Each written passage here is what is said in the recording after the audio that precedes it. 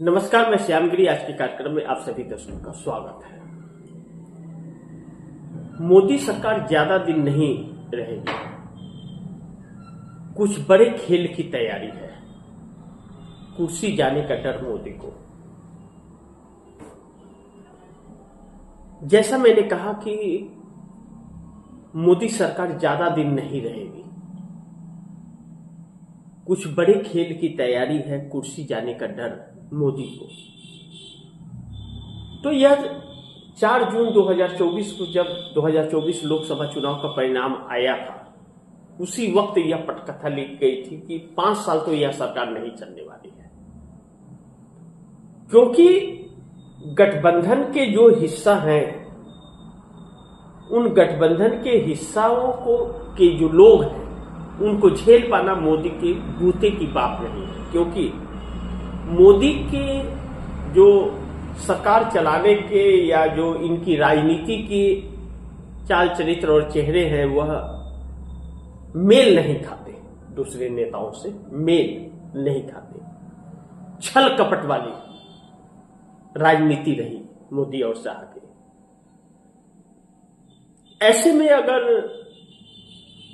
नीतीश कुमार भी और चंद्रबाबू नायडू एक मचे हुए खिलाड़ी, जो राजनीति के खिलाड़ी कहे जाते हैं,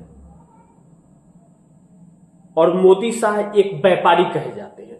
यह लोग खुद भी कहते हैं हम तो व्यापारी आदमी हैं। वो व्यापार कर रहे हैं देश के अंदर, वह सरकार थोड़ी चला रहे, वो व्यापार कर रहे हैं। देखा नहीं आप दर्शकों ने इंडिगो का क्या हुआ? विमान में इंडिगो को दे दिया सब 65% इस देश की हिस्सेदारी। बिजली बाकी की सड़कों पर, हाईवे पर अडानी को दे दिया, अंबानी को और बाकी दे दिया, नेटवर्किंग दे दिया। यह तीनों जब काट दे तो पूरा देश तबाह हो जाएगा, क्योंकि बाकी किसी के पास में है ही नहीं हिस्सेदारी। बाकी के पास जिसका है वह नमक के बराबर।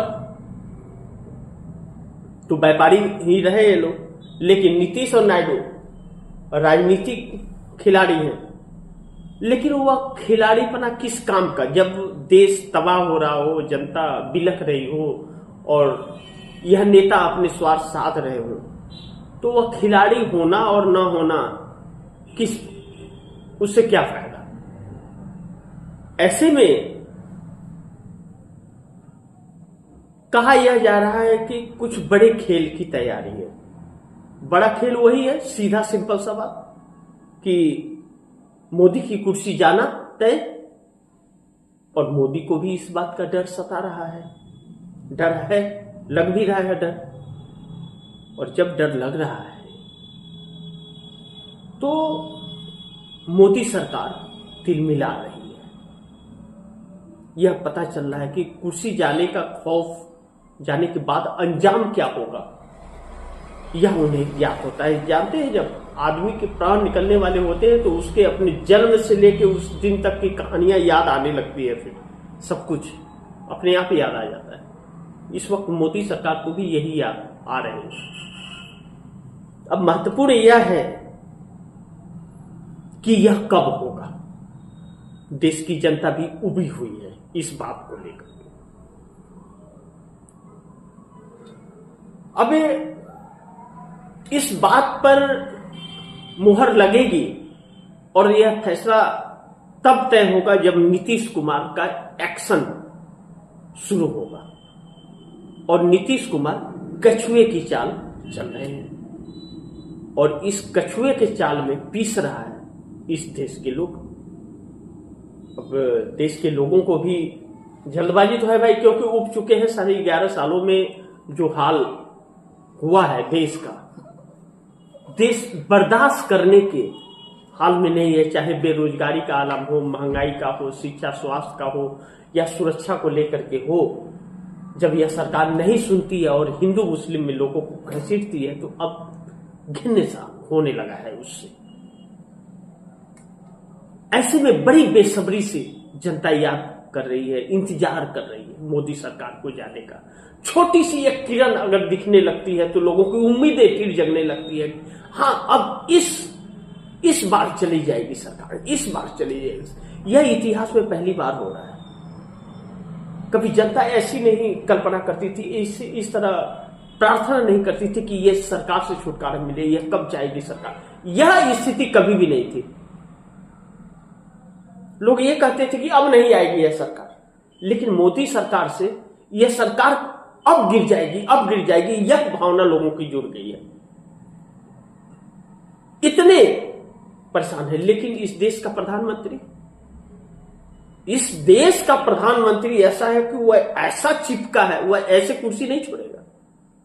ना ना ना, वह कुर्सी छोड़ने के लिए बैठा ही नहीं है। वह उस कुर्सी के गरिमा का फायदा उठा करके कुछ भी बकवास करता है पार्लियामेंट के अंदर, कुछ भी बोल के चला जाता है। वह जानता है कि जब तक बोलेंगे कोई टोकेगा नहीं।